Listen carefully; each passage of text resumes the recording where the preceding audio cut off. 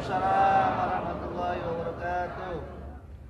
Alhamdulillah, wassalatu wassalamu ala rasulillah wa ala alihi wa sahbihi wa wala. Asyhadu an la ilaha illallah wa asyhadu anna Muhammadan abduhu wa rasulullah nabiyyan ba'dah wa la haula wa la quwwata illa billah. Terima kasih kepada kawan-kawan media yang bersedia hadir dalam acara konferensi pers hari ini pada tanggal 5 November 2016 terkait aksi damai 4 November. Beberapa hal yang perlu kami sampaikan bahwa alhamdulillah aksi bela Islam 2 sekaligus aksi bela Islam bela Quran pada tanggal 4 November 2016 berlangsung damai, meski disusupi oleh provokator yang kecewa jika berlangsung damai. Jadi ada yang tidak menghendaki kedamaian, tapi komitmen kami terhadap kedamaian, aksi damai tidak bisa ditawar-tawar. Dan yang hadir dengan jumlah menurut kami jutaan, bukan lagi ratusan ribu, karena lautan manusia menyesaki dari jalan-jalan protokol di jantung ibu kota, terutama di sekitar Bundaran HI, kemudian Tamrin tentunya juga, dari arah Tugutani, kemudian yang dari Harmoni juga tidak masuk, yang terhalang di Toman, dari arah Patung Kuda sampai ke depan istana juga semuanya penuh sesak. Ada yang menarik dalam aksi unjuk rasa kemarin, kalau ada yang menginjak rumput diteriaki oleh massa. Ada ribuan yang bertugas memunguti sampah, membawa sapu berikut kantong-kantongnya, sehingga ini betul-betul menjadi unjuk rasa yang damai dan beradab. Meski hasil perundingan oleh perwakilan aksi yang dikomandoi tentu oleh saya dan pembina Pak Habib Rizik lewat Gerakan Nasional Pengawal Fatwa Majelis Ulama Indonesia, tidak memuaskan, karena presiden yang harusnya menerima kami dalam persepsi kami itu kemudian tidak berada di tempat. Kami hanya diterima oleh perwakilan resmi presiden yang dipimpin oleh Menko Polhukam Bapak Wiranto. Menko Polhukam. Secara hukum menurut kami aksi damai ini masih sesuai koridor hukum berdasarkan Undang-Undang Nomor 9 Tahun 98 tentang kemerdekaan menyampaikan pendapat di muka umum. Aksi ini juga tidak melanggar peraturan Kapolri mengenai batas waktu penyampaian pendapat di depan umum pada pukul 18. Kenapa? Satu, kami dalam posisi bernegosiasi bersama Wakil Presiden, Menko Polhukam, Panglima TNI, Kapolri sampai jam 18.30 sampai 18.30. Kemudian kami kembali, ada pernyataan yang sebetulnya ini menjadi keinginan pihak pemerintah bahwa proses hukum butuh waktu 2 minggu. Saya sebagai negosiator pada saat itu tentu tidak bisa memutuskan. Lalu saya bawa ke forum para ulama, saya bawa kepada ketua pembina tentunya pada hal ini. Ketua pembina kemudian menyampaikan itu ke publik dan semuanya sepakat untuk tidak bisa menerima tawaran pemerintah harus 2 minggu itu. Jadi ini perlu digarisbawahi. Ini bukan kesepakatan, ini tawaran negosiasi. Dan setelah kami sampaikan ternyata publik juga tidak ada yang terima dan memutuskan untuk berada di lokasi. Saat itu kira-kira 19.30 barangkali, ya, Ustadz Arifin Ilham kemudian berinisiatif untuk menemui langsung Pak Wakil Presiden, Pak Kapolri dan Pak Panglima TNI. Nah, di saat Kiai Haji Arifin Ilham bernegosiasi, tiba-tiba meletup insiden di luar. Ini situasi yang terjadi kemarin. Meletup, dan pada saat itu kagetlah Wakil Presiden. Ya kaget juga tentunya Menko Polhukam, Panglima TNI dan Kapolri. Situasi itu. Memang sebelum mobil komando ini sampai, di siang-siang itu memang sudah ada insiden-insiden kecil. Ya karena ya gerakan massa, dan saat itu orasi belum ada. Karena belum ada orasi, mungkin ada yang bertindak sendiri di luar komando. Tetapi ketika terjadi insiden ini memang banyak keanehan. Pertama, begitu cepat prosesnya. Dari dorong-dorong kecil tiba-tiba meletup. Dan nanti kita akan perlihatkan foto, rupanya ada provokator yang menyusup di antara kelompok elemen muda kita. Sehingga alhamdulillah HMI menyatakan dengan rilisnya bahwa itu bukan dari HMI. Dan foto-fotonya memang juga dari orang-orang yang rambut cepak dan tegap, tapi belum tentu polisi, belum tentu TNI, karena banyak juga laskar-laskar lain atau kelompok-kelompok lain yang memang berbadan tegap dan cepak gitu. Yang jelas kami punya fotonya. Lalu ada yang menarik lagi, ketika gas air mata dihujankan ke kita, yang tadinya hanya di pihak yang provokator ini, tiba-tiba diarahkan ke semua peserta yang saat itu damai. Saya katakan damai, lihat, banyak di antara peserta kita ini ibu-ibu yang sudah tua-tua juga. Ini seakan-akan bukan, ya memang bukan sekedar demonstrasi biasa, ini unjuk rasa yang betul-betul damai, bersih, beradab. Kalau sampai ada yang naik ke rumput itu diteriakin sama yang lain. Sampai sejauh itu. Buang sampah sembarangan pun demikian. Jadi ketika ada letupan, kita nyanyikan lagi bahwa itu provokasi. Jangan terpancing. Alhamdulillah sejauh ini itu semua berjalan. Tapi kemudian terjadilah tembakan membabi buta.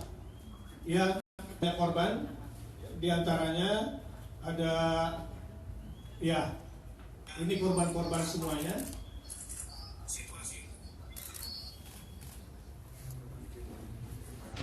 Ini dari Rumah Sakit Budi Kemuliaan yang bekerja dengan sigap. Ya, yang bekerja dengan sigap. Pelan-pelan, pelan-pelan. Satu-satu.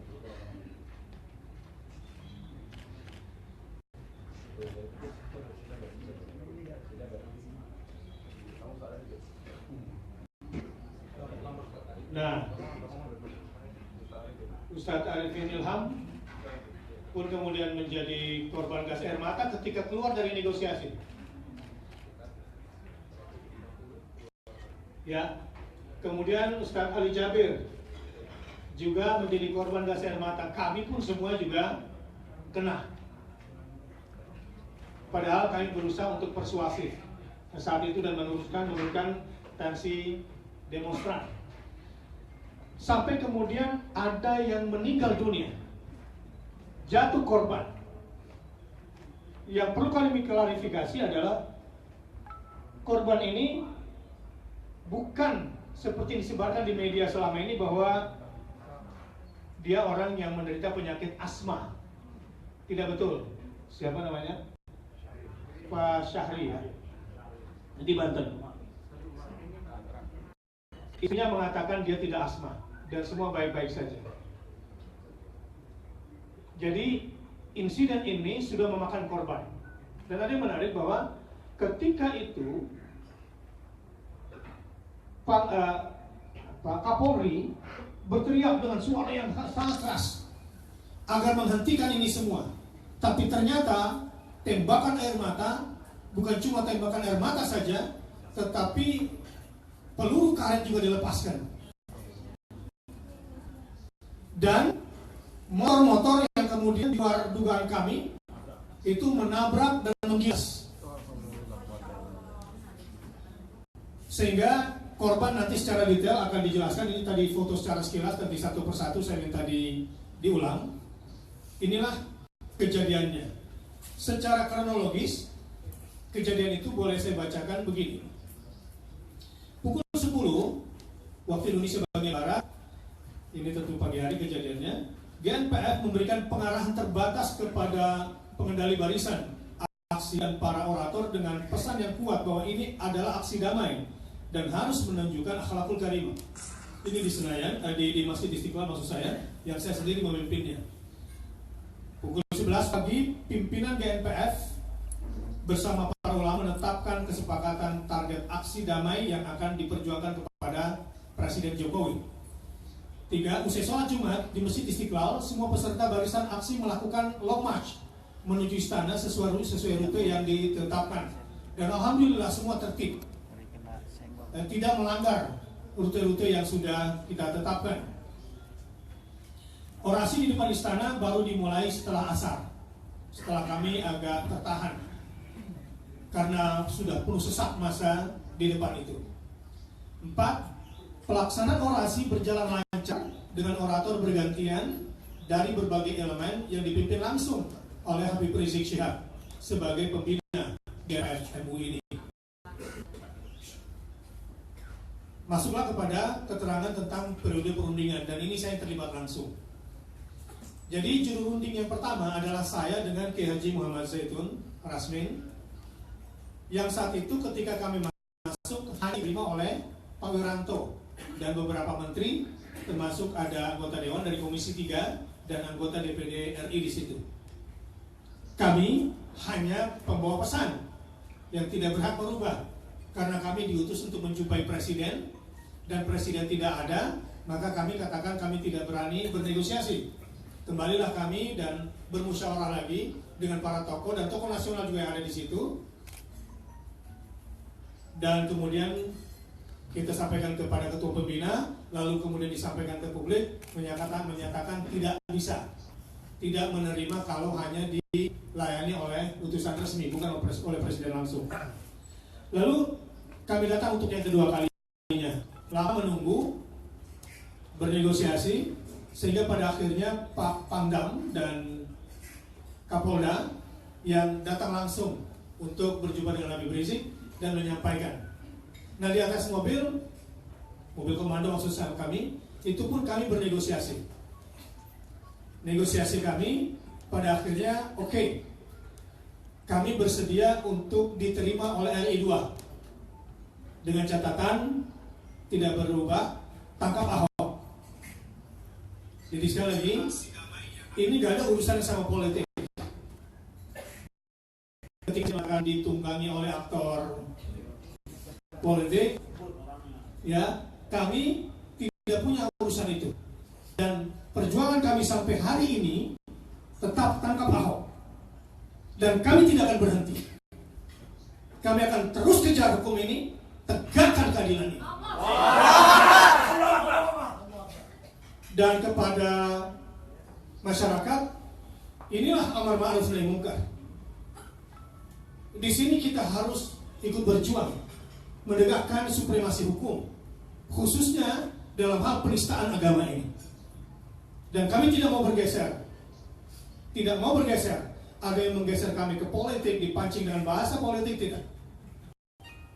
Bahwa ini murni adalah penegakan hukum, tangkap penista agama, dan utamanya adalah Basuki Cahayapurnama alias Ahok itu.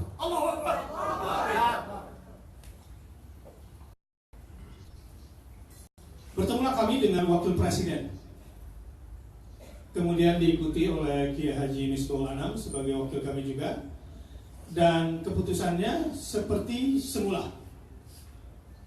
Presiden tidak hadir, Wakil Presiden mengatakan Kapolri bersedia untuk memproses hukum Ahok secara tegas, cepat dan transparan. Ini kan kami kejar ini semua, dan kami tidak akan berhenti untuk itu. Dan insya Allah, walaupun kemarin terjadi insiden yang sebetulnya tidak kami inginkan, Insya Allah kami tidak akan turun, dan kepada semua yang ikut berjuang menegakkan hukum ini, jangan pernah turun semangat.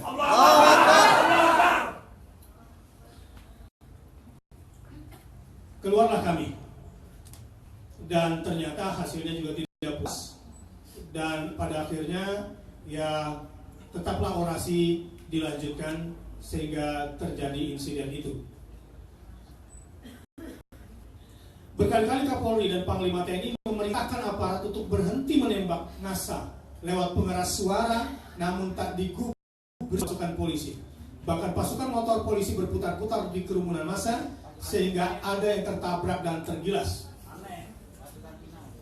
Kejadian tersebut telah memakan 1 korban jiwa meninggal dunia, dan mungkin akan ada informasi-informasi baru yang akan disampaikan nanti oleh Panglima lapangan kita dan yang bertugas di mengawal kesehatan, Pak Yusuf, yang akan menjelaskan secara langsung nanti. Akhirnya masa yang sudah melihat situasi seperti ini, kami sayang sama umat dan kami tidak ingin ada korban banyak. Akhirnya sekalipun tekanan begitu represif, begitu keras, pukulan-pukulan, dan kami hampir susah bernafas, tetapi instruksi kami tidak pernah menganjurkan untuk melawan. Padahal jumlah kami begitu besar, tetapi sedikit pun kami menjauhkan kalimat-kalimat atau kata-kata yang bertujuan untuk melawan. Sehingga Habib Rizik dan Pak Munarman yang megang mic cuma 3 kalimatnya: jangan melawan, jangan maju, jangan mundur, bertahan. Sehingga kode kami pada saat itu saya tangkap adalah perlawanan kami sesungguhnya adalah dalam bentuk tanpa melakukan perlawanan. Perlawanan kami adalah bertahan tanpa melakukan perlawanan. Karena kami tidak ingin dibenturkan dengan aparat TNI maupun aparat Polri. Sebab kami melihat ada gejala kenapa instruksi Kapolri pun tidak diturut. Kenapa instruksi Panglima TNI pun tidak ditaati. Jadi bukan cuma kami di bagian kecil ada yang menyusup, tetapi dari sana pun kelihatannya ada ketidakpatuhan komando pimpinan tinggi mereka. Lalu kemudian rombongan kami bawa menginap di depan DPR untuk menuntut secara hukum lewat Komisi 3. Menginap di sana, baru pukul 1 ada mulai negosiasi. 1.30 bolak-balik lewat Komisi 3 dan Ketua MPR langsung di situ. Karena keamanan sudah diambil alih oleh Panglima TNI dan Kapolri, sehingga MPR dan DPR tidak berhubungan dan ada ancaman akan digusur. Artinya semua yang menginap sedang lelah tertidur dari luar kota ini akan digusur. Kami kemudian terus musyawarah, kami sayang kepada yang ada di sini dan kami tidak mau timbul korban, dan perlawanan kami adalah dengan tidak melakukan perlawanan. Kita negosiasi sampai kemudian lewat pukul 3 di hari di ruang kehormatan DPR, Majelis Kehormatan DPR MKD saat itu. Lalu disepakati di situ bahwa Ketua MPR dan Komisi 3 DPR RI berkomitmen untuk menekan pihak kepolisian Republik Indonesia agar seperti disampaikan oleh Presiden dalam press conference-nya akan diproses hukum Ahok dalam kasus Ahok ini secara tegas, cepat, dan transparan. Jadi masyarakat, media, silakan memantaunya. Tentu waktu yang disampaikan 2 minggu sesungguhnya bagi kami terlalu lama. Jadi proses pun akan kami coba ikuti, dan seluruh saudara-saudara dari Indonesia yang sudah datang tetaplah dalam semangat gerakan Amar Ma'ruf untuk supremasi hukum di Indonesia. Jangan tuntas dan menghadapi ini. Akhirnya pada pukul 4:05 setelah Habib Rizik, kemudian Ketua MPR, pihak DPR RI Komisi 3 pun kemudian menyampaikan komitmennya di hadapan massa. Dengan rela hati massa kemudian pulang sampai pukul 4:05. Kita tutup juga dengan doa dipimpin oleh Kiai Haji Misbah, dan kami pun kembali sambil MPR lewat Kapolda ya, menyiapkan bus itu. DPR yang menyiapkan. DPR menyiapkan bus untuk pulang keluar kota. Karena itu dia nanti akan dijelaskan oleh masing-masing. Ini sekilas penyampaian dari saya dan Rizik atau yang lain dulu.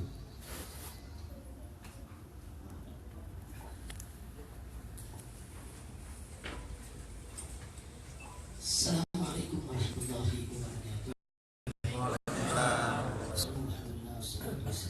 Rasulullah wa ala alihi wa sahbihi wa man wala. Terima kasih kepada segenap rekan-rekan media yang hadir pada kesempatan ini. Pertama, saya ingin tegaskan bahwa judul masalah yang kita hadapi saat ini aksi damai yang ditembaki polisi anarkis. Sebab dari pagi tadi saya perhatikan berita-berita di televisi itu memberikan judul aksi anarkis. Nah, karena itu di sini kita klarifikasi, ini bukan aksi anarkis, tapi aksi damai yang ditembaki polisi anarkis. Nah, saya minta bantuan rekan-rekan media yang dari sini untuk bisa memperbaiki judul itu. Nah, jadi jangan media justru ikut menyerang umat Islam, ikut memposisikan umat Islam sebagai pihak yang bersalah. Nah, tadi sudah dibacakan kronologisnya, sudah sangat lengkap sekali rinci, sebagaimana sudah didengarkan oleh semua. Nah, yang berikutnya, poin pertama yang ingin saya sampaikan di sini, bahwa Presiden Republik Indonesia Bapak Joko Widodo telah melakukan kebohongan. Sekali lagi saya ulangi, Presiden bohong tentang kesepakatan antara istana dengan peserta aksi. Itu benar. Yang ada adalah pihak istana memberikan tawaran kepada peserta aksi, yang kemudian tawaran itu ditolak oleh peserta aksi. Nah, jadi sekali lagi saya ulangi, Presiden bohong tentang ada kesepakatan. Yang betul ada tawaran dari istana sebagai solusi atau sebagai jawaban daripada apa yang diinginkan Pak peserta aksi, kemudian tawaran itu ditolak oleh peserta aksi. Jadi sampai malam pun nego belum selesai. Ustadz Arifin Ilham itu resmi diutus oleh GNPF MUI untuk melakukan nego, dan di dalam bertemu dengan Wakapolri, Menko. Nah, tapi tiba-tiba nego ini masih berlangsung, di depan sudah tembak-tembakan. Nah, jadi sekali lagi nego itu belum selesai, kesepakatan tidak ada. Nah, jadi sekali tolong Presiden jangan bohong. Presiden itu pemimpin negara, kepala negara. Jangan melakukan kebohongan, dan jangan sekali-kali mengajarkan rakyat yaitu dengan ajaran kebohongan. Yang kedua, yang juga ingin saya sampaikan di sini, ternyata juga mendengar siaran pers yang digelar tadi oleh Mabes Polri yang disampaikan oleh Humas, ternyata polisi juga bohong. Sekali lagi saya sampaikan, polisi juga bohong. Polisi di dalam membubarkan massa yang ikut aksi bela Islam bukan hanya menggunakan gas air mata. Bohong. Polisi juga menggunakan yaitu peluru karet. Nah, nanti kita minta penjelasan dari dokter kita yang datang yang menangani para korban. Dan bukan itu saja, juga melakukan penganiayaan pada peserta aksi. Nah, ini bukan hanya gas air mata, ada penganiayaan. Nah, dan ditambah lagi menggunakan kendaraan untuk menabrak peserta aksi dan menggilasnya. Nah, ini lebih berbahaya dari air mata. Nah, jadi sekali lagi di sini polisi jangan, kita jujur saja lah. Nah, jangan rakyat diajarkan kebohongan. Kalau presidennya bohong, polisinya bohong, mau jadi apa negeri kita? Nah, kita minta belajarlah kita ini jadi orang-orang jujur untuk membangun negeri. Nah kemudian kalau polisi beralasan protap bahwa malam tidak boleh demo, harus dibubarkan. Nah di sini perlu kita ketahui bahwa keamanan dan keselamatan rakyat mestinya harus lebih dikedepankan daripada melaksanakan protap. Jadi jangan protap itu dijadikan alasan seolah-olah polisi sudah menjalankan aturan. Aturan manapun jika itu membahayakan keamanan dan keselamatan nyawa rakyat, itu harus dikedepankan. Dalam keadaan darurat di negeri manapun ya seperti itu. Jadi ada aturan-aturan di atas protap itu sendiri. Nah ini yang polisi harus cerdas untuk keputusan di lapangan. Nah ditambah lagi, saat itu yang berkumpul itu bukan 1.000-2.000 orang. Kalau 1.000 atau 2.000 orang kemudian ditembakkan dengan air mata, itu tidak terlalu membahayakan karena massa bisa membubarkan diri untuk menyelamatkan. Ada ruang-ruang tempat dia menyelamatkan diri. Tapi yang hadir itu 2 juta orang. Mereka mau lari kemana? Tidak ada tempat, mereka berdesakan. Jadi kami melihat penembakan air mata ke kerumunan jutaan orang yang mereka tidak punya tempat berlindung untuk melarikan diri, ini adalah rencana pembunuhan. Ini pembantaian massal ini. Ini pembantaian. Sekali lagi ini pembantaian. Untung ketika sore kami telah meminta kepada petugas yang ada di Monas sana untuk membuka gerbang sehingga massa bisa melarikan diri dari Monas. Coba bayangkan kalau pintu itu ditutup, orang bisa mati keinjak-injak, sudah. Jadi sekali lagi ini pembantaian. Sekali lagi saya sampaikan kepada seluruh bangsa Indonesia bahwa apa yang terjadi di istana adalah pembantaian. Ini pembantaian massal. Nah, jadi tolong dibedakan. Sekali lagi, kalau 1.000 orang berkumpul ditembakkan gas air mata, mereka bisa lari ke kanan, ke kiri, ke belakang, bubar, menyelamatkan diri. Itu protap namanya. Tapi kalau yang kumpul jutaan orang, saudara, sampai para ulama sendiri mau bergerak ke kanan udah nggak bisa, ke kiri udah nggak bisa, ke depan belakang udah nggak bisa. Jadi kalau kemudian ditembakkan gas air mata, mereka mau lari kemana? Jadi sekali lagi jangan meremehkan masalah dan mengecilkan masalah. Saya pesan kepada rekan-rekan wartawan, ini nggak main, ini pembantaian rakyat. Hanya Allah yang menyelamatkan rakyat semalam. Satu meninggal dunia, hampir 200 yang luka-luka. Saudara, Allah yang menyelamatkan. Itu kalau tidak ada pertolongan Allah, mungkin yang sudah mati.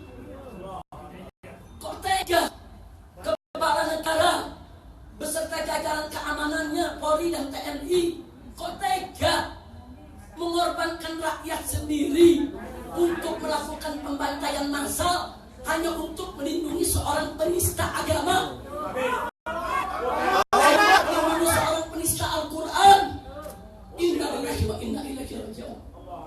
Hei Jokowi, hei Kapolri, hei Panglima TNI, hei seluruh pejabat negeri ini, ittaqullah, takutlah sekalian kepada Allah. Kalian ingin membantai rakyat. Inna lillahi wa inna ilaihi raji'un. Jadi itu yang ingin saya supaya rekan-rekan wartawan tahu apa sebetulnya yang terjadi di lapangan. Nah kemudian tadi sudah dijelaskan oleh Ustaz Bahdan Zaid dalam pembacaan sikapnya bahwa ketika terjadi penembakan, saudara, itu ada informasi bahwa Wapres, Menko, Panglima TNI, Wakapolri dalam istana mereka kaget. Mereka kaget, saudara. Bahkan sebagian mereka sempat marah-marah. Artinya tidak ada instruksi dari dalam. Nah, kemudian saudara, Panglima TNI dan langsung menuju lokasi dengan pengeras suara, didengar oleh semua peserta aksi, menginstruksikan, hentikan tembakan. Saya Kapolri, saya Kepala Kepolisian Republik Indonesia, hentikan tembakan. Begitu juga Panglima TNI menyebut dirinya saya Gatot Nurmantio, saya yaitu Panglima TNI. Saya juga menginstruksikan kepada semua aparat, hentikan tembakan, tapi nggak digubris. Tembakan.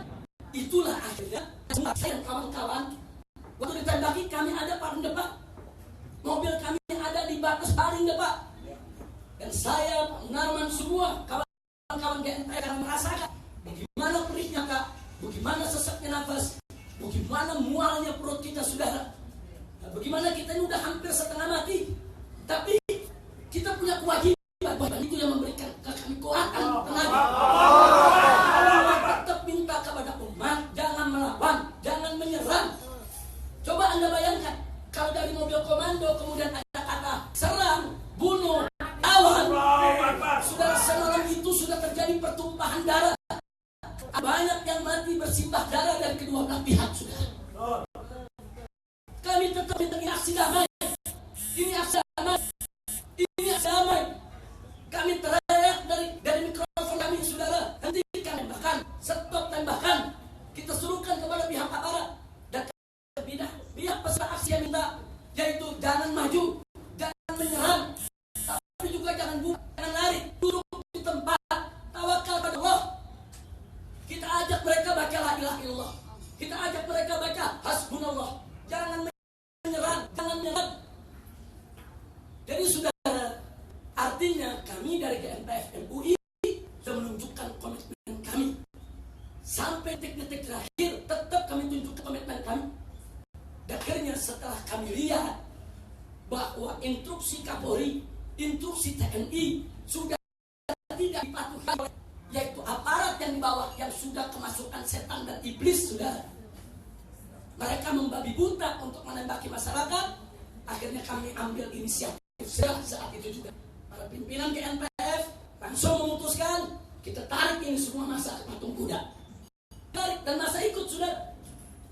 Masa ikut. Itu kalau mobil komando nerobos ke sana, masa akan ikut, saudara. Semua sudah siap lagi. Tapi persoalannya kan kita punya komitmen untuk aksi damai. Itu tidak kita lakukan. Kita juga tidak lari. Kalau begitu terjadi penembakan, mobil langsung melarikan diri, bubar itu semua umat, saudara, lari ke sana kemari, panik, pontang-panting. Itu tidak kita lakukan.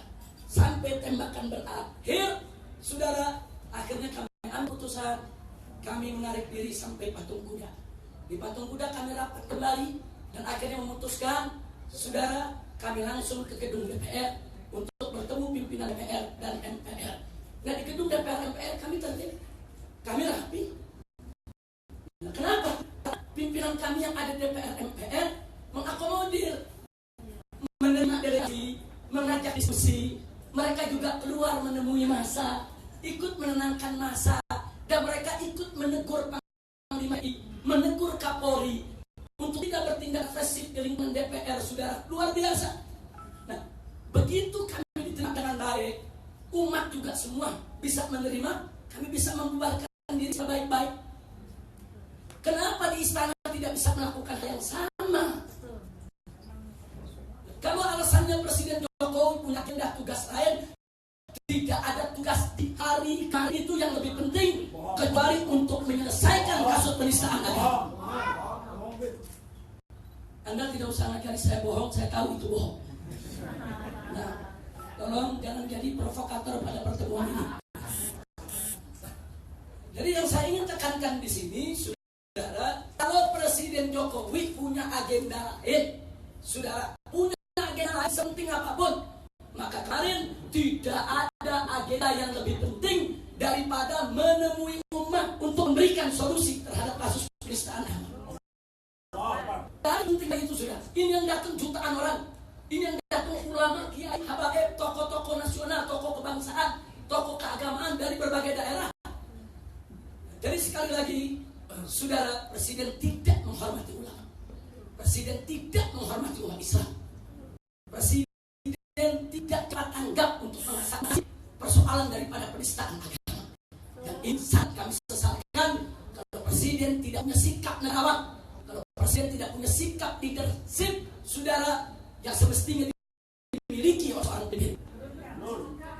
Kemudian yang berikutnya, saudara, yang berikutnya yang ingin sampaikan di sini, bahwa apa yang telah disampaikan Presiden, jadi setelah chaos, setelah jatuh korban, baru Presiden itu menyampaikan siaran pers, mengundang berbagai media, dan media dijadikan corong oleh Presiden, saudara, untuk membentuk opini-opini pencitraan untuk Presiden. Di mana Presiden, saudara, berpura-pura kasih kepada ulama yang telah melakukan aksi damai dari pagi sampai sore.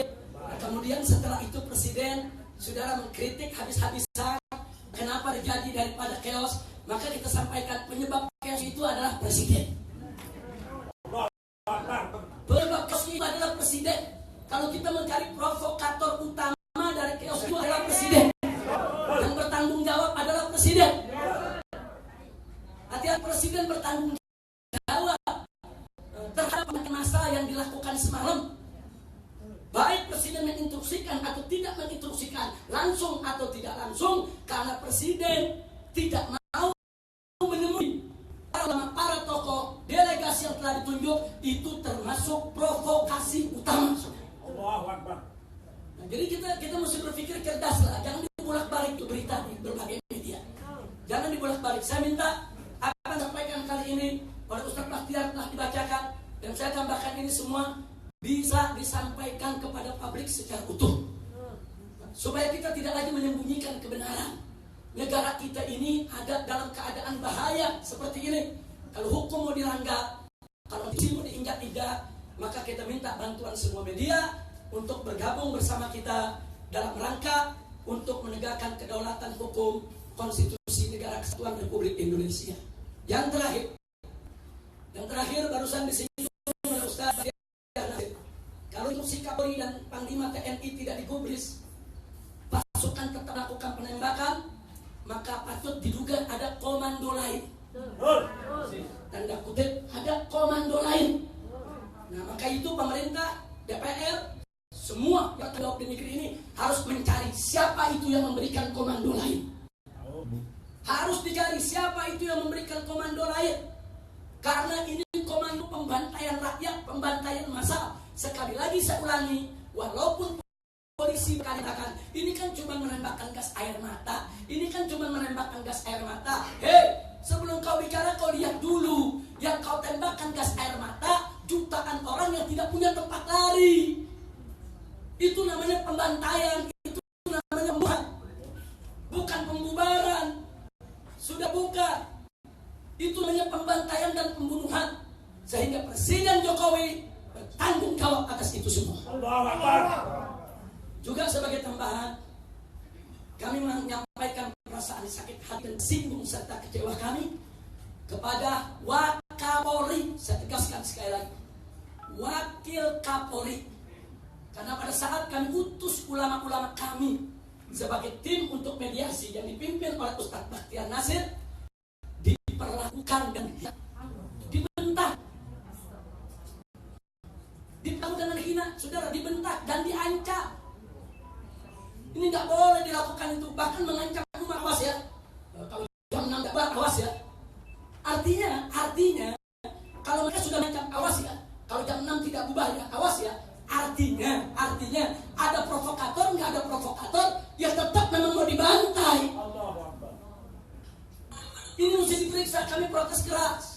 Nah ditambah lagi, begitu ulama-ulama keluar dari istana, yang semula dari pintu gerbang diantar dengan kendaraan bugil, masuk ke istana. Begitu pulang kendaraan, ulama mau naik kendaraan, apa kalau Kapolri gak punya kendaraan, jalan kaki aja, udah begini sana. Tapi ketika itu ada Pak Menteri turun begitu, biar utusan ini naik mobil bugil saja. Untung ada menterinya yang menangkan. Maka itu kami minta kepada Polri. Begitu juga kalau Komisi 3 DPR untuk manggil Kapolri, sudah bersikap bengis, bersikap angkuh, sombong, tidak sabar. Dan yang bisa juga kaitannya dengan komando lain tadi. Ini yang saya sampaikan, saudara. Mungkin ada tambahan dari yang lain. Terima kasih. Di sini ada dokter kita.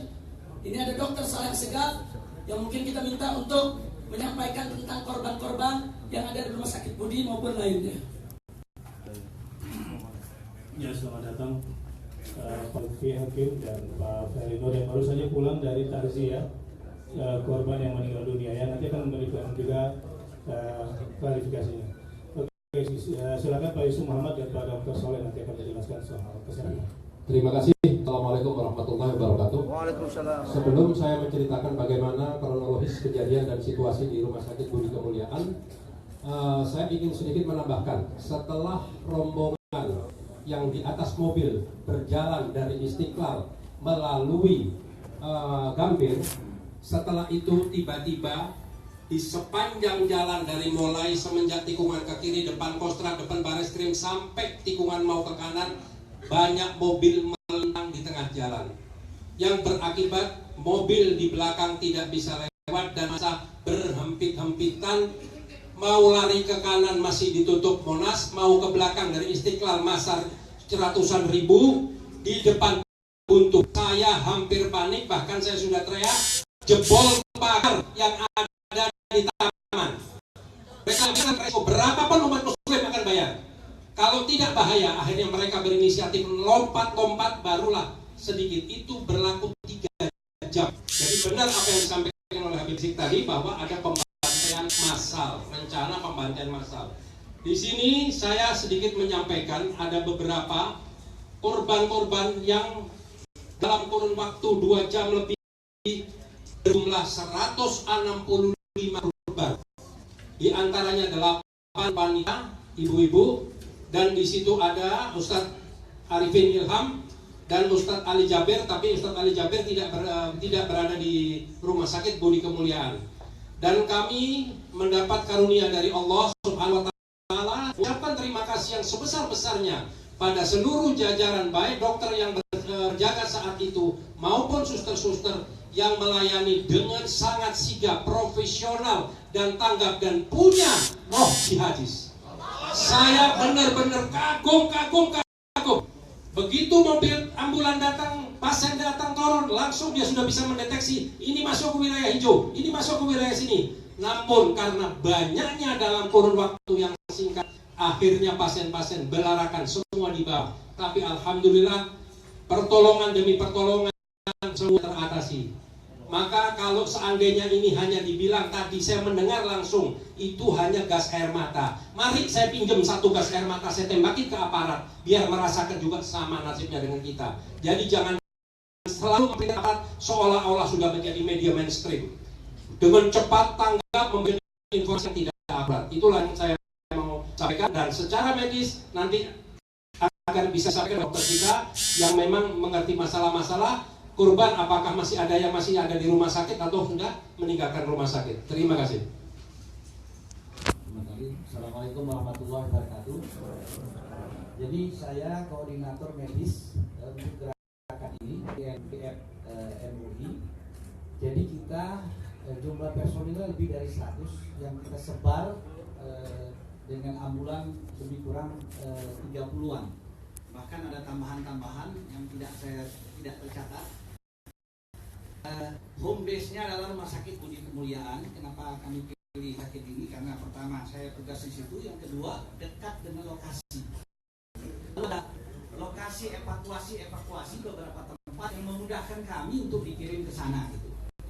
Kami dibantu juga oleh tim Mercy yang sudah pengalaman tidak hanya di Indonesia sampai Gaza, Dr. Yose Rizal beserta timnya. Nah, jumlah pasien saya sendiri pagi tadi melihat di media, ya saya jadi ketawa. Karena pasiennya di bawah 10, di bawah 12 gitu. Nah, yang saya tanganin aja di Budi Kemuliaan 165. Jadi di rumah sakit lain dapat informasi itu lebih dari 40. Bahkan satu korban pagi tadi saya ke SCM dioperasi dari pagi karena cedera di mata. Cedera di mata di daerah sklera, ada robekan sehingga perlu dioperasi. Ada lagi satu yang dioperasi karena patah tulang di daerah kaki dan di daerah tungkainya. Gitu. Nah, memang jumlah pasien yang membludak dalam waktu yang sangat singkat memang merepotkan buat rumah sakit, tapi semua karena bantuan Allah dan semangat daripada yang menangani, karena ini berjuang untuk sesuatu yang sangat mulia. Nah, saya juga sebagai dokter saya nggak bisa ngomong ini tenaga apa yang menggerakkan mereka itu. Jadi yang paling banyak itu lebih dari 130 kasus kena gas air mata. Jadi sebetulnya ucapan bahwa gas air mata itu hanya gas air mata, tadi saya setuju. Kalau yang ngomong nggak apa-apa ya dibalikin dulu pada yang bersangkutan gitu. Karena namanya gas itu akan masuk ke saluran napas. Nah itu buktinya ada yang meninggal, walaupun bukan di rumah sakit Budi Kemuliaan. Jadi kalau orang ada penyakit besar, kena seperti itu, saluran napas itu sangat sensitif. Dia bisa menyebabkan pembengkakan itu bisa menyebabkan sumbat dalam napas dan menimbulkan meninggal. Memang meninggal itu urusan Allah, tapi pemicunya yang penting gitu. Tadi saya mendengar dari Habib Rizik bagaimana yang melakukan itu tidak ini dalam teori yang sifatnya teori evakuasi, mesti kalau memang niatnya preventif ya mesti dicarikan saluran-saluran keluar. Masa yang banyak kalau udah ada saluran keluar ya saya setuju kalau itu pembantaian. Ya, jadi dari kasus-kasus yang kami tangani, yang dirawat, yang kami rujuk ke rumah sakit lain, yang tadi dioperasi itu rumah sakit Cipto Mangunkusumo, di rumah sakit Tarakan, itu 2 rumah sakit. Nah, sedangkan yang Gatot Subroto dari kawan-kawan lain yang di luar di NPF yang mengirim ke Gatot Subroto dan sampai meninggal. Jadi masuk Ustadz Arif Ilham yang di samping kena gas air mata dia ada tanda-tanda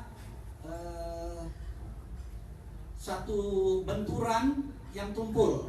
Nah, yang kami perkirakan mungkin itu dari pelukan lengan sebelah kiri gitu.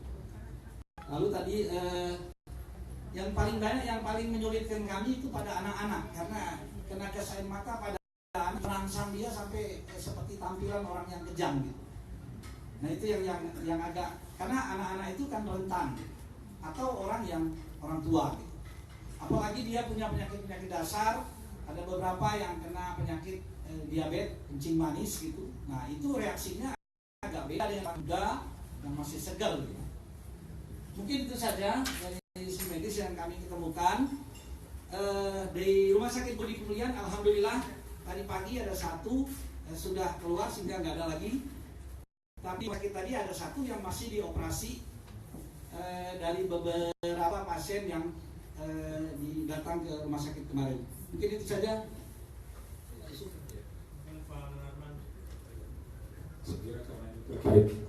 Saya kira kalau terkait kesehatan ini Pak Lutfi, sarjana hukum, dan Ustadz Farinur ini baru selesai takziah. Saya kira perlu memberikan keterangan tentang, karena itu kan disebutnya oleh media Ahok itu adalah mungkin asma. Saya kira perlu diterangkan dulu informasi langsung dari keluarga.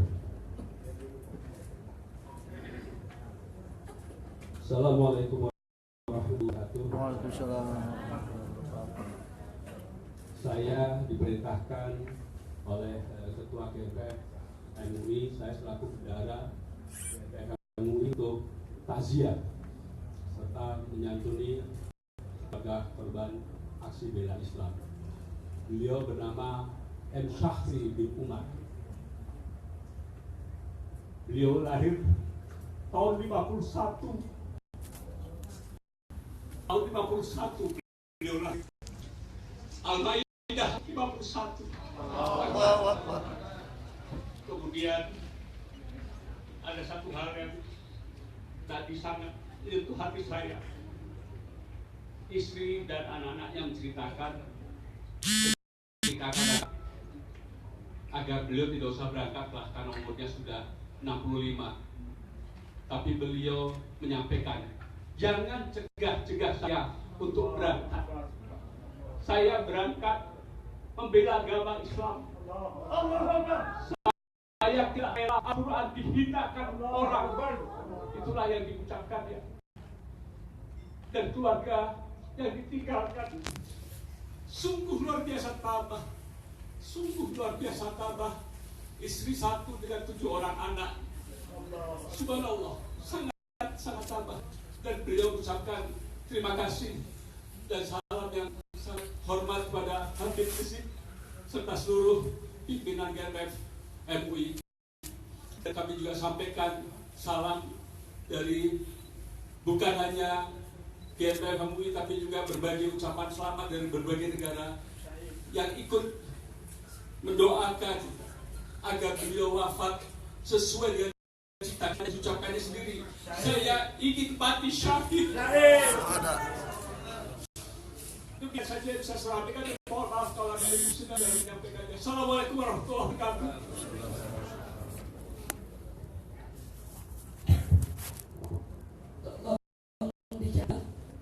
Almarhum meninggal dunia bukan karena asma. Dan dia tidak punya penyakit asma. Jadi jangan lagi-lagi polisi bohong. Lagi bohong. Tidak boleh ada kebohongan di antara kita semua. Dan terima kasih kepada Pak Lutfi. Kami terima salam daripada keluarga. Dan kami sudah berencana sejak tadi.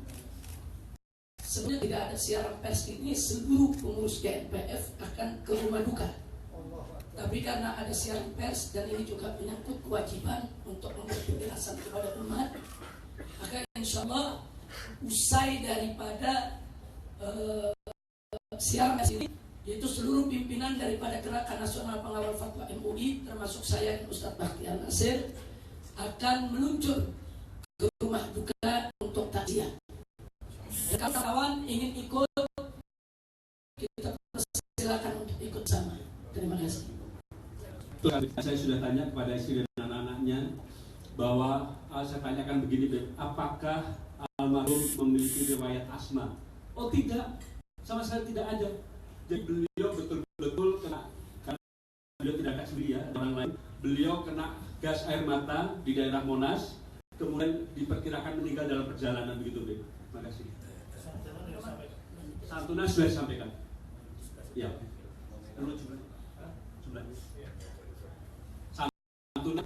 Jadi perlu kami sampaikan ya, saya selaku bendahara menyampaikan bahwasanya dana yang kami peroleh dalam waktu 5 hari tidak kurang dari 3,5 miliar.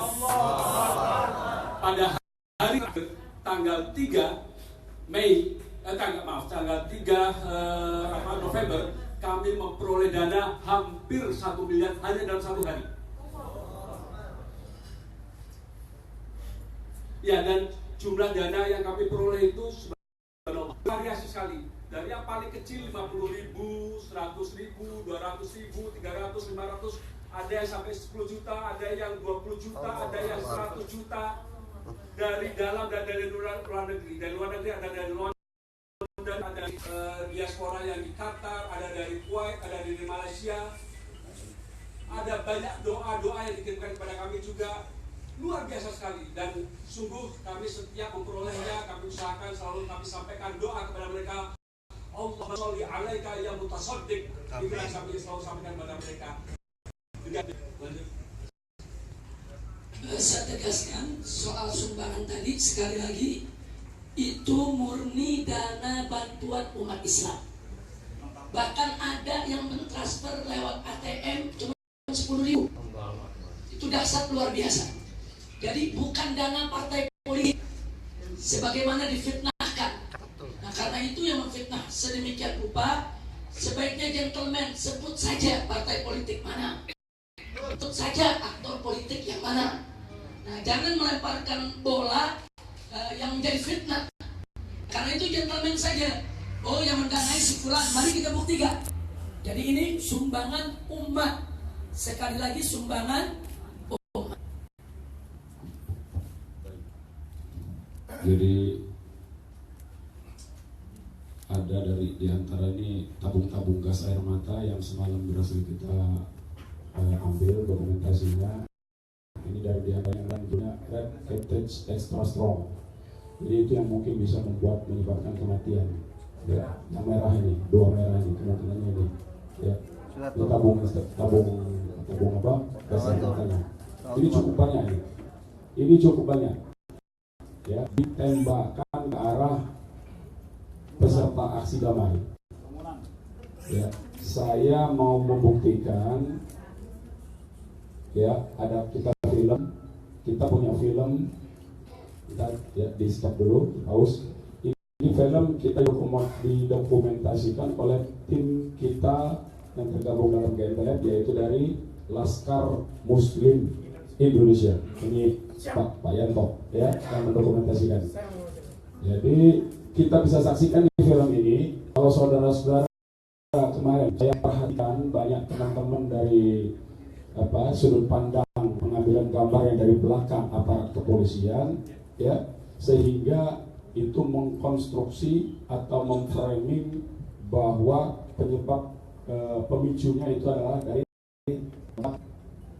demonstran, dari tempat peserta aksi. Ini saya diambil oleh teman kita, Mas Yanto ini dari belakang mobil komando. Ya, coba ini membuktikan kita lagi doa ya. Habib Rizik lagi pimpin doa.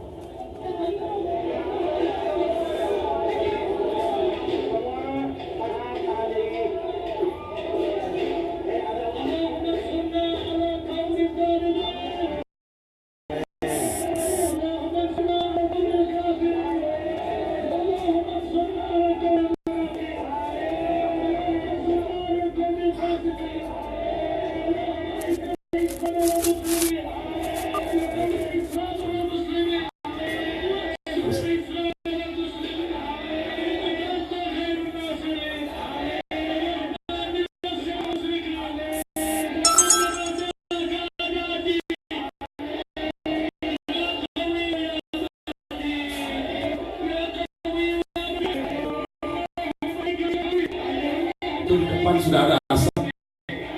Kita lagi doa, asap ditembakkan, gas air mata di ujung. Itu sudah mulai ditembakkan. Sudah mulai ditembakkan. Tuh ditembakkan.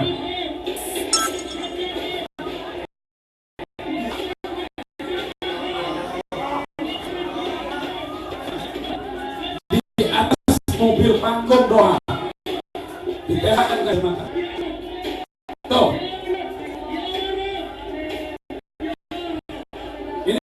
Duduk malahan, tolong tembakan.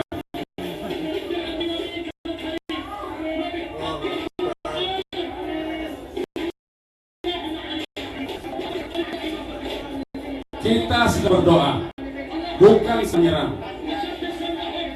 Peserta masih duduk.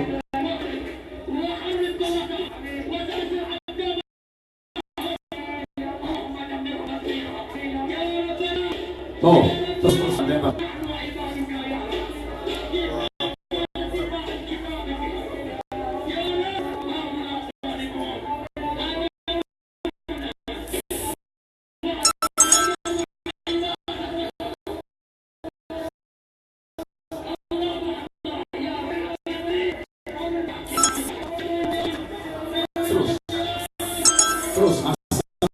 Terus jatuh ke peserta. Peserta tidak melakukan perlawanan. Peserta sudah mulai tidak beranjak sedikit pun, tidak menyerah, duduk pada yang duduk.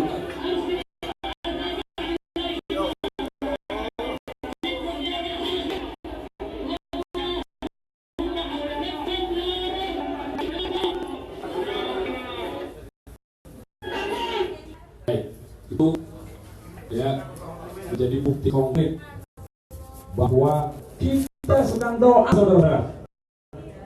Hanya Allah yang memberikan malam ini. Kalau saya perintahkan beserta demo untuk menyerbu, tidak ada yang ragu sedikit pun menduduki istana itu. Tapi darah umat Islam mahal, saudara-saudara. Tidak saya izinkan tertumpah sia-sia hanya untuk rezim laknatullah ini. Allahu Akbar. Ini bukti. Ini bukti konkret. Jadi saya harap betul teman-teman jangan mau dijadikan instrumen propaganda dari rezim pembohong ini. Jangan mau. Tolak, ini kebenaran. Ini fakta. Ini fakta. Lagi doa ditembak. Dan sekali lagi kita tidak berniat bagaimana yang disebutkan oleh pejabat-pejabat keamanan kita ingin menduduki istana. Tidak ada sedikit pun. Saudara saksikan sendiri. Tidak ada. Jadi jangan coba-coba tuduh kami dengan hal-hal yang bukan-bukan. Saya bisa perintahkan. Terbukti saya bisa menarik mundur masa aksi yang jumlahnya masih jutaan pada pukul 9 malam itu. Tetapi Kapolri dan Panglima TNI tidak mampu menghentikan, menahan tembakan yang sudah dikeluarkan itu. Anggotanya sendiri, hanya beberapa batalion diabaikan untuk perintah. Saya minta kepada Kapolri untuk diberhentikan itu pasukan komandan yang menembak itu. Ini pasti tahu. Dibagikan kemana ini pasti ketahuan. Ada inventaris ini. Ini punya inventaris ini. Berapa pasukan yang dibagi oleh logistiknya pihak kepolisian. Ini pasti ada. Ini seluruh komandan pasukan dan siapa komandan lapangan pada waktu itu ini mesti dipecat dari posisinya. Mesti dipecat dari posisinya. Karena mengabaikan dalam hukum ketentaraan dan dalam kode etik kepolisian, protap kepolisian itu disebut insubordinasi. Insubordinasi itu melawan perintah atasan. Itu hukumnya berat, bisa hukuman mati kalau dalam keadaan perang. Sekarang itu keadaannya perang sebetulnya. Itu mestinya hukuman mati itu orang yang melaksanakan terus tembakan itu. Kalau di tentara udah tembak mati itu. Berbahaya sekali. Orang pegang senjata tidak taat kepada perintah komando. Berbahaya sekali. Saya mendukung Kapolri untuk memecat itu orang. Pecat itu. Satu. Yang kedua, yang saya ingin sampaikan bahwa saya menyerukan kepada seluruh umat Islam di seluruh Indonesia untuk mulai besok terus melakukan aksi-aksi yang menunjukkan memprotes peristiwa 4 November. Teruskan perlawanan kita. Dan kita akan undang lagi aksi yang juga lebih besar kalau memungkinkan. Kita akan tunggu seperti apa reaksinya. Karena ini penjahat terorganisir. Rakyat digusur di mana-mana. Orang-orang kecil digusur di mana-mana.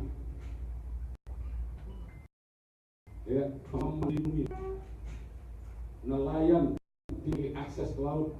Ini luar biasa kejahatan ini. Ketidakadilannya sudah terbuka luar biasa. Jadi saya kira kepada teman-teman yang saya harapkan kita minta Anda untuk mendukung, tapi kita minta Anda untuk proporsional dan adil. Proporsional dan adil. Ya. Tidak untuk mendukung siapapun. Itulah yang kita harapkan dari teman-teman sekali dari media. Saya kira itu saja dari teman-teman. Baik, selanjutnya kalau ada yang ingin bertanya, nanti saya akan distribusikan. 1, 2, dari wartawan. 1, 2. Ada lagi di belakang? Oke, yang kemudian saya.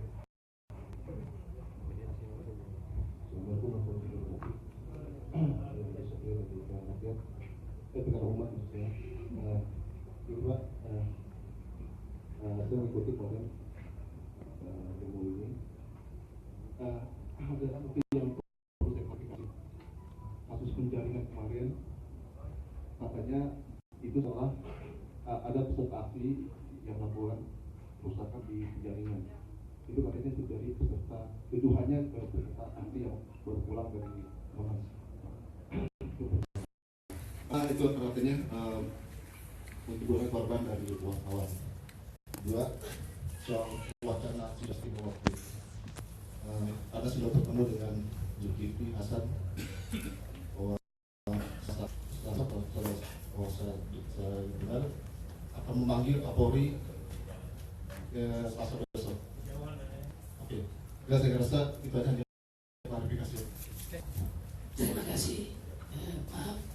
Untuk persoalan pertama, kebetulan tadi saya melihat berita di salah satu televisi, itu Kapolres Jakarta Utara menyatakan bahwa mereka yang melakukan pengerusakan di penjaringan tidak ada kaitan dengan peserta aksi di istana. Nah, bahkan dikatakan itu justru dikenali sebagai warga sekitar. Sebagai warga sekitar, saya pikir itu dicukup menjadi klarifikasi daripada pihak kepolisian. Dan memang tidak ada kaitan dengan peserta aksi. Lagi pula, dari peserta aksi ini kan mulai terkios itu kan jam 8 ya, jam setengah 8. Sementara pada saat mereka juga di penjaringan kan nggak di sana mereka baru kejadian. Jadi dari sisi waktu aja tuh sudah nggak mungkin begitu, kecuali kalau dari sisi waktu 8 di istana, kejadian di sana 12. Ini hampir sama, cuma beda beberapa menit saja. Dan yang paling penting adalah Kapolres Jakarta Utara sudah mengklarifikasi di televisi tadi pagi yang saya dengar bahwa itu adalah tidak ada kaitan dengan aksi bela Islam yang digelar di depan istana. Terima kasih. Adapun urusan sidang istimewa MPR itu urusan MPR. Tambahan dikit tadi saya terlupa. Jadi yang meninggal dalam kaitan aksi ini selain yang meninggal langsung karena gas air mata, selain itu ada peserta aksi yang pulang ke rumahnya lebih kurang jam 10 di daerah Jakarta Selatan ditabrak lari dan berada di rumah sakit Pertamina sampai semalam pukul 4 subuh ya, bukan malam, pukul 4 subuh ada yang melaporkan bahwa yang ditabrak lari ini belum sadar. Sampai subuh itu belum sadar. Kenapa kita konsen menyampaikan ini? Karena dia bagian peserta aksi kita. Nah, mungkin nanti kita akan telusuri di rumah sakit Pertamina. Bagaimana? Karena semalam itu belum ada keluarganya. Yang memberitahu itu bukan keluarganya, tetapi masyarakat yang kebetulan lewat dan menemukan dan mengantarkan ke rumah sakit. Jadi kita lihat solidaritas umat Islam ya. Jadi betapa umat Islam sangat luar biasa dalam aksi ini. Yang kedua, semalam perlu saya umumkan juga mungkin waktu kita mundur dari depan istana menuju ke DPR itu termasuk Menteri Agama Bapak Lukman Hakim itu ikut lompat semalam itu. Ya, Bapak Lukman Hakim Menteri Agama dan ada juga pengamat hukum tata negara, ahli hukum tata negara yaitu Pak Margarito. Itu berjalan di samping mobil kita. Jadi ini perlu kita sampaikan. Kenapa? Ini seolah-olah menunjukkan bahwa pemerintah itu solid, aksi ini tidak didukung oleh oleh orang pemerintahan, ya, oleh elit-elit. Ini aksi jalanan, tidak. Saya buktikan itu semalam di samping saya. Ya, saya kira itu tambahan dari saya. Satu lagi sih, bahwa ada satu peserta aksi meninggal dunia juga di Jakarta Timur karena memang waktu dia ikut aksi sampai menjelang maghrib dia sudah tidak kuat dengan desak-desakan. Jadi begitu desak-desakan dia usaha untuk keluar dari desakan tadi dan berhasil, kemudian pulang ke rumah, tapi kemudian sampai di rumah jatuh, lemas, dan meninggal dunia. Nah, jadi walaupun ini bukan karena tembakan, bukan karena gas air mata, tapi juga kita ikut belasungkawa.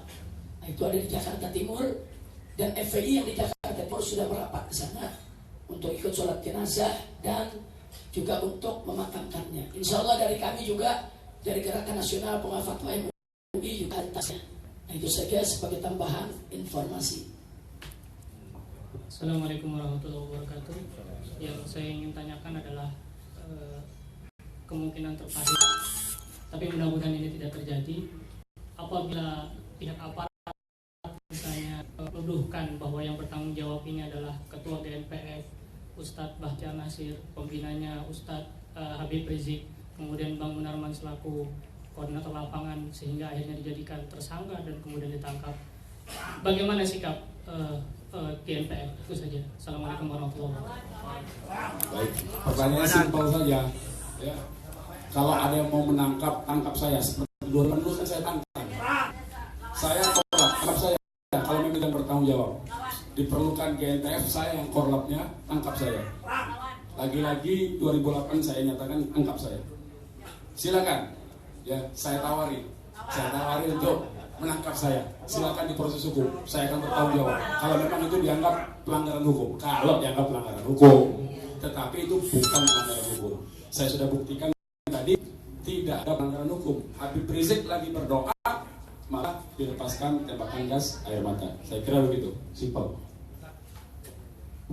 Dan alhamdulillah seluruh GNPF MUI bukan hanya siap di penjara, sudah siap mati sejak awal.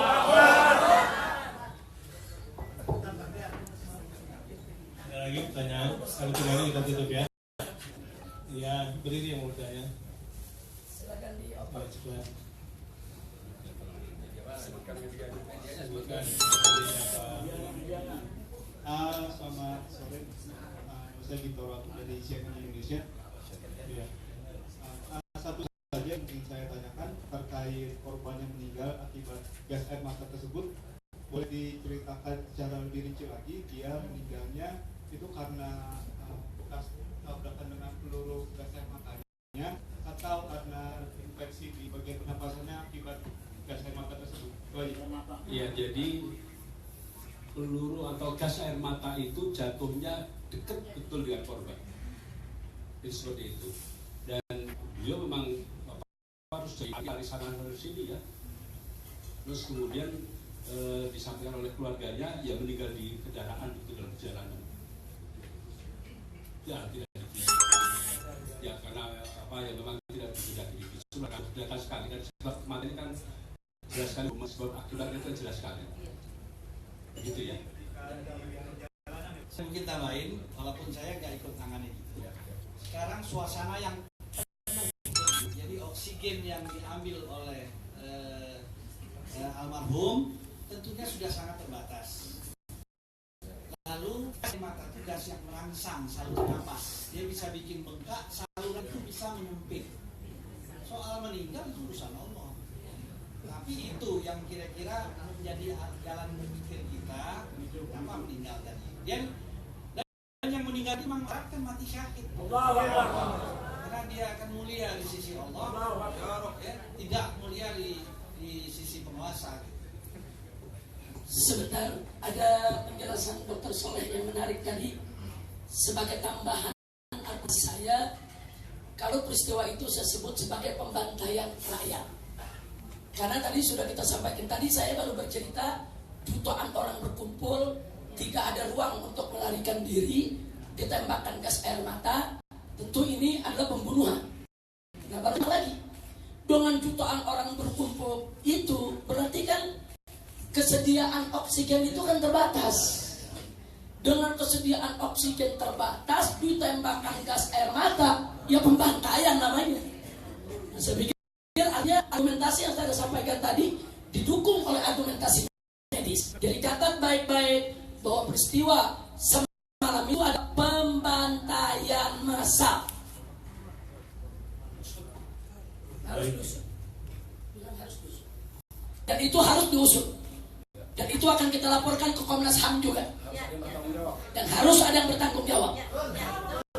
Harus bertanggung jawab. Ini akan kita sampaikan ke Komnas HAM baik nasional maupun internasional.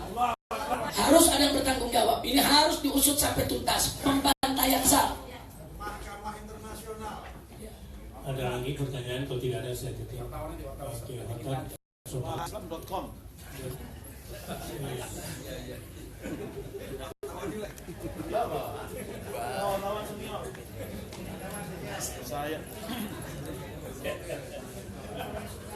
Saya mau menambahkan, menanyakan. Kalau nggak salah saya dapat WA gambar 2 orang aparat, kayaknya bintang atau apa itu ya. Kemudian 2 orang tokek, ya, sambil begini apa? Nah itu apakah sudah ada keterangan itu gambar siapa dan sedang bereaksi apa? Kita kayak nonton TV gitu. Apakah lagi pembantaian itu terus begini? Nah ini perlu juga fotonya itu jam berapa itu? Kalau memang sama persis, berarti mungkin ada kesengajaan. Makasih. Terima kasih. Foto itu memang beredar. Dan kami sudah dapat fotonya. Tapi kami tidak boleh untuk mengomentari foto tersebut sebelum foto tersebut diuji kebenarannya. Karena malum saat ini kan ada foto-foto juga beredar editan. Ya saya sendiri termasuk salah satu orang paling banyak foto diedit. Nah, jadi kita mesti adil. Kita walaupun kepada lawan kita mesti adil. Itulah ajaran Islam. Nah, Islam mengajarkan kita walaupun kepada lawan tetap kita harus berbuat adil. Jadi saya tidak bisa masukkan itu dalam siaran pers ini sebelum foto itu terbukti sebagaimana mestinya. Terima kasih. Sebentar di sini ada perwakilan dari Kiai Haji Muhammad Arifin Ilham yang semula sebetulnya beliau ingin ikut hadir tempat ini, tapi kondisinya belum memungkinkan supaya beliau menyampaikan salam dan kondisinya yang terakhir. Silakan.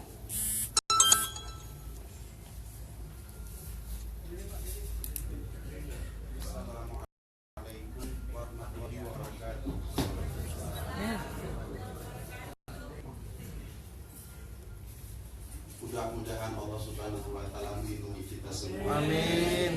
Khususnya kepada saya untuk menyampaikan sesuatu yang benar. Bahwa semula Ustadz Arifin Ilham mau datang ke sini karena beliau kelelahan, kecapean sehingga beliau masih istirahat. Sehingga beliau mengutus salah seorang dari keluarga besar Mas Haji Kro, dan kebetulan saya sedang ada di tempat dan saya menyempatkan diri untuk datang ke sini karena ini menurut saya penting untuk disampaikan. Aksi ini adalah aksi damai yang diikuti oleh tuntunan hati setiap umat manusia yang cinta terhadap ajaran agama Allah Subhanahu wa Ta'ala, cinta kepada Al-Quran dan cinta kepada ulama, sehingga semua yang datang tuntutan adalah hati, sehingga kumpul umat Islam, kumpul para asatiz, para ulama, para habaib. Bahkan terus terang saya dengan mata kepala saya sendiri, karena saya berdoa dengan Ustadz Arifin di mobil terbuka di atas, subhanallah, lambaian tangan dari masyarakat Jakarta, subhanallah, menyambut sekali atas aksi damai ini. Dan terlihat beberapa orang tua yang sudah tidak berjalan didorong ke kursi. Dan ini saya yakin pemerintah tahu bahwa yang hadir adalah orang-orang yang ikhlas.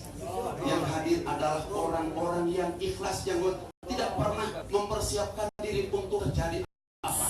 Mereka ingin bertemu dengan Bapak Jokowi, bersilaturahmi untuk menyampaikan agar keadilan tegak di bumi Indonesia ini.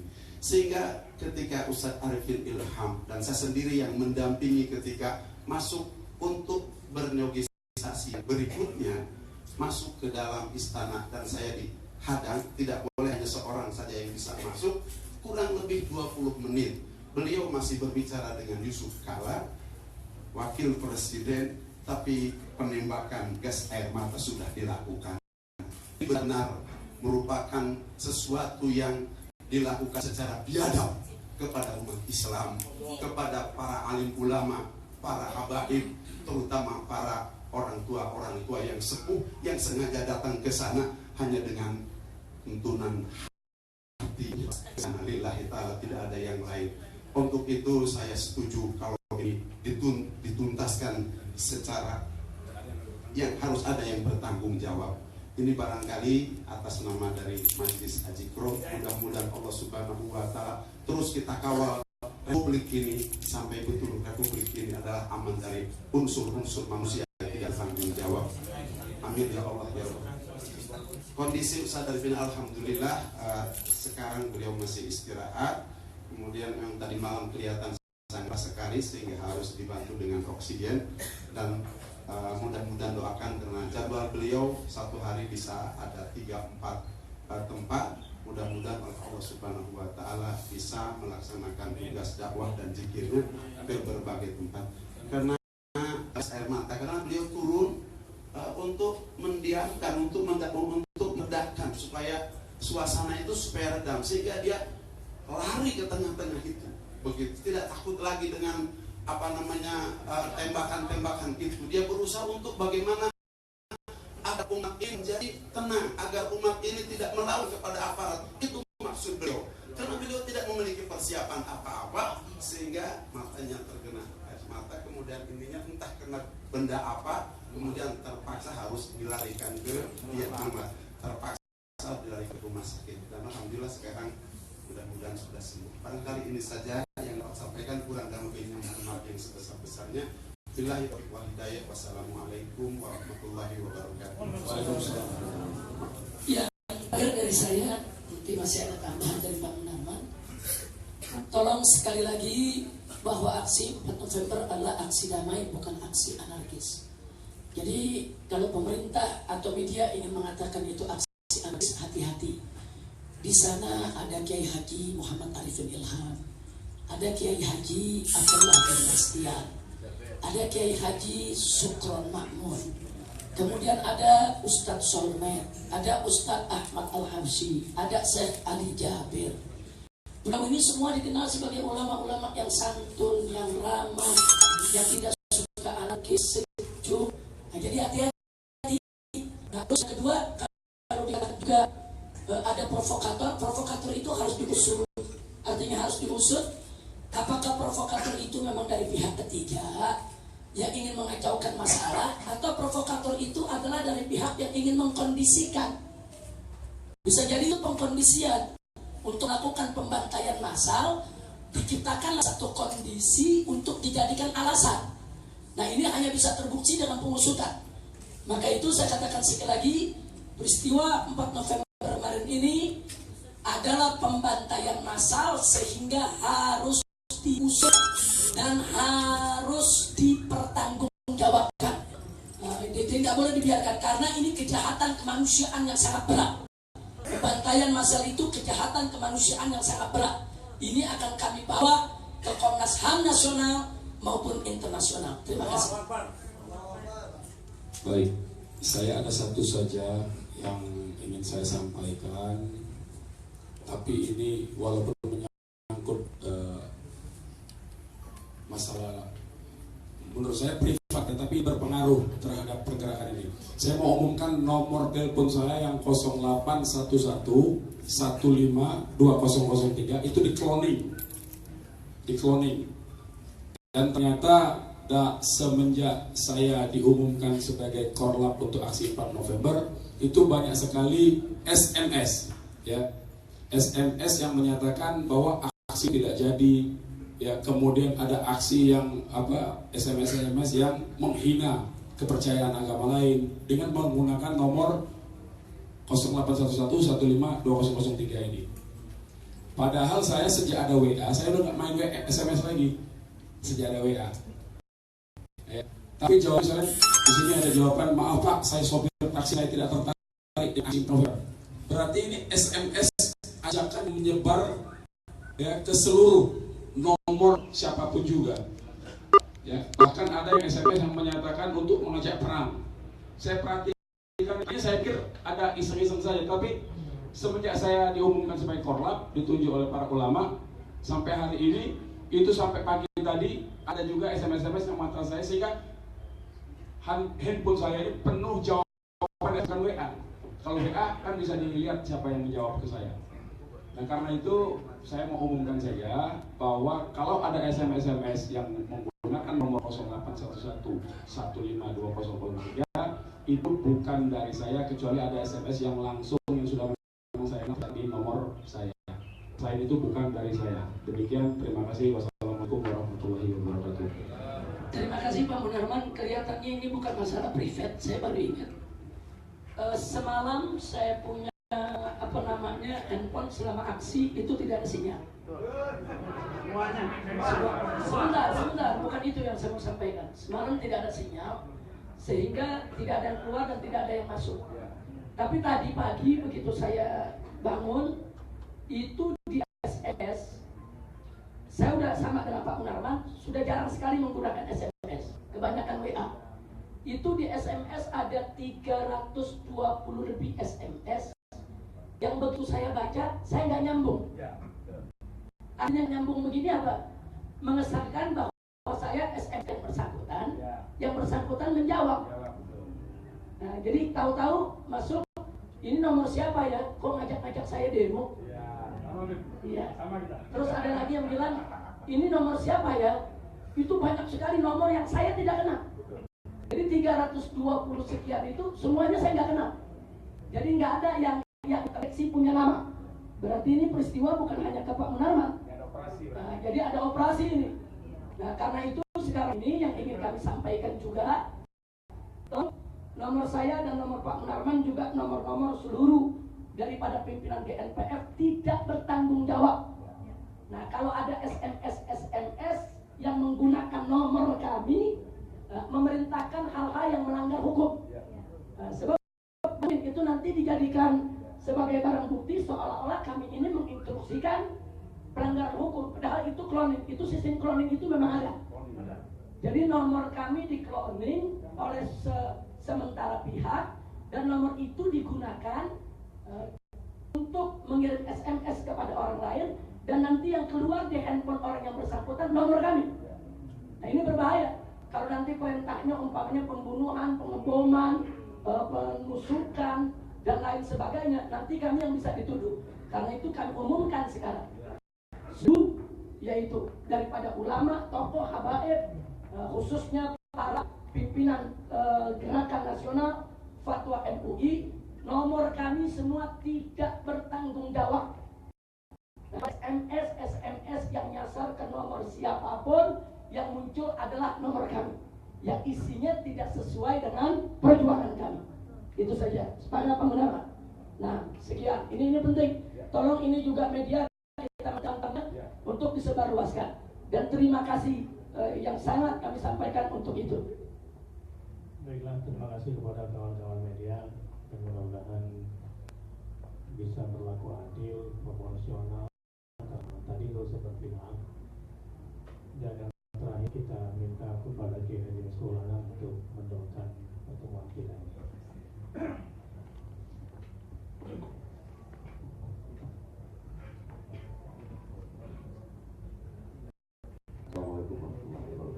Sebelumnya jadi ada semacam ucapan terima kasih, sebuah cek untuk semua petugas kesehatan yang ada di Rumah Sakit Budi Kemuliaan, ya akan diwakili oleh Pak Sedekah untuk disiapkan.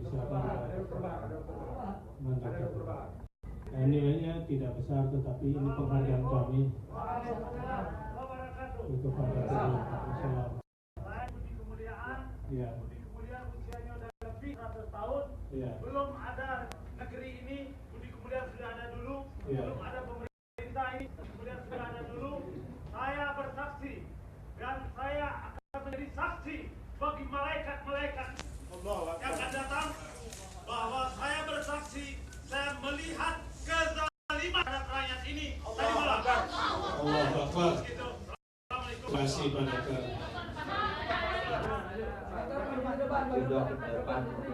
Berikan jarak. Dr. Bahar Bertan. Dr. Bahar adalah kepala direktur Rumah Sakit Budi Kemuliaan di Jalan Budi Kemuliaan. Selain itu, status beliau juga adalah sebagai anggota dokter di WHO, Badan Kesehatan PBB. Kalau boleh sejalan. Saya akan bersaksi kepada malaikat nanti, dan saya akan minta rasa sakit yang timbul pada perempuan dan anak-anak itu agar dibalas oleh Allah nantinya. Amin. Ya, assalamualaikum warahmatullahi wabarakatuh. Bukan emosi. Memang kebetulan tadi malam saya bersama beliau dan benar-benar satu persatu dia kunjungi. Jadi sedikit saya tambahkan, gas air mata itu bukan orang pingsan, bukan orang real. Rata-rata seperti orang sakaratul maut. Itulah yang mau saya sampaikan hari ini. Kami wakil GNPF MUI menyampaikan cendera mata untuk para suster dan perawat yang sangat handal dan tulus ikhlas yang ada di rumah sakit tadi malam. Allahu Akbar. Tunggu dulu. Budi kemuliaan itu ada. Budi kemuliaan itu ada karena seorang pemikiran seorang perempuan yang dimatikan Allah karena melahirkan, dan perempuan itu yang kemudian belajar kepada gurunya Kiai Ahmad Dahlan, gurunya Kiai Wahid Asif, namanya adalah Ustadz Ahmad Darat di Semarang. Beliaulah mengajarkan perempuan itu bernama Ibu Kartini bahwa kemerdekaan itulah hak segala bangsa. Yang pertama, yang kedua, Kartini mengatakan, aku ingin mendidik rakyatku agar mempunyai akhlak yang lebih baik, agar berdiri tegak bersama bangsa lain. 100 tahun Budi Kemuliaan, zaman Jepang, zaman Belanda, Budi Kemuliaan terlibat dalam reaksi-reaksi di negeri ini, termasuk kemarin. Dan kami melihat akhlak itu jauh daripada yang seharusnya dilakukan. Habib minta maaf, Budi Kemuliaan berusaha untuk menjadi bahagian yang tidak terlibat dalam segala macam bentuk, dalam bentuk yang kemudian menyebabkan riya. Insya Allah saya tolak untuk ini. Karena anak-anak saya, anak-anak perempuan saya yang semua bekerja di Budi Kemuliaan itu hari ini dan yang akan datang tetap akan menjalankan apa yang diingatkan oleh Budi ini.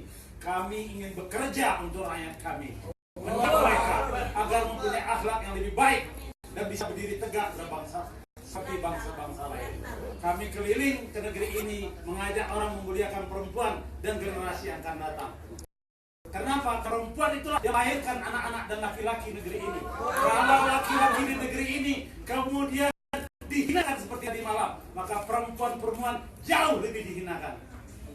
Terima kasih Pak Dr. Bahar, sebuah ketulusan, sebuah kerja luar biasa, dan kami tentu sangat bangga dan menghargai semua sikap-sikap Bapak. Kepada Kiai Haji Misbahul Anam, silakan.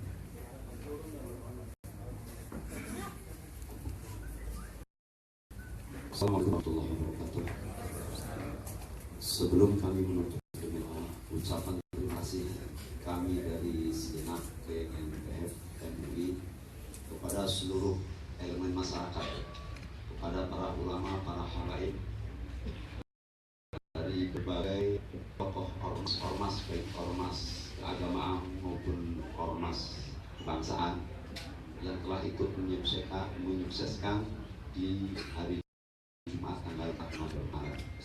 Demikian juga ucapan terima kasih kepada kawan-kawan dari media elektronik dan cetak yang telah ikut serta di dalam pemberitaan kegiatan itu.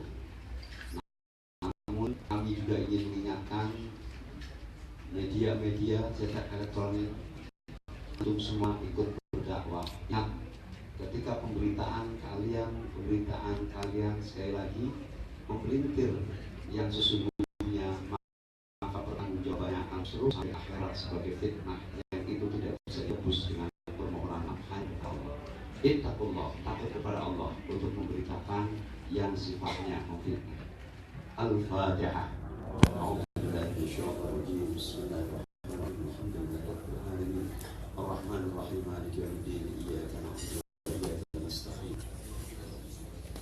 Shiratal mustaqim shiratal ladzina an'amta 'alaihim ghairil maghdubi 'alaihim waladdallin. Allahumma atil Fatihah wa sirril Fatihah wa anwaril Fatihah wa bi mu'jizati wa bi haibatil Fatihah wa bima unzilat ilayhi suratul Fatihah bina Muhammadin sallallahu alaihi wasallam. Allahumma rabbana ighfir lana wa li ikhwanina alladhina sabaquna bil iman wa la taj'al fi qulubina ghillan lil ladzina amanu rabbana innaka ra'ufur rahim. Allahumma arina al-haqqa haqqan warzuqna ittiba'ahu batilan batila wasbistinaba. Allahumma inna nas'aluka al-istiqamah. Allahumma inna nas'aluka al-istiqamah. Allahumma inna nas'aluka husnal khatimah wa na'udzu bika min su'il khatimah. Allahumma rabbana taqabbal minna innaka sami'un 'alim. وتب علينا إنك أنت التواب الرحيم. ربنا آتنا في الدنيا حسنة وفي الآخرة حسنة وقنا عذاب النار وادخلنا الجنة مع الأبرار يا عزيز يا غفار يا رب العالمين. وصلى الله على سيدنا محمد النبي الأمي وعلى آله وصحبه وسلم. سبحان رب العزة عما يصفون وسلام على المرسلين والحمد لله رب العالمين. سبحانك اللهم وبحمدك أشهد أن لا إله إلا أنت أستغفرك وأتوب إليك. السلام عليكم ورحمة الله wabarakatuh. Saya tutup. Assalamualaikum warahmatullahi wabarakatuh.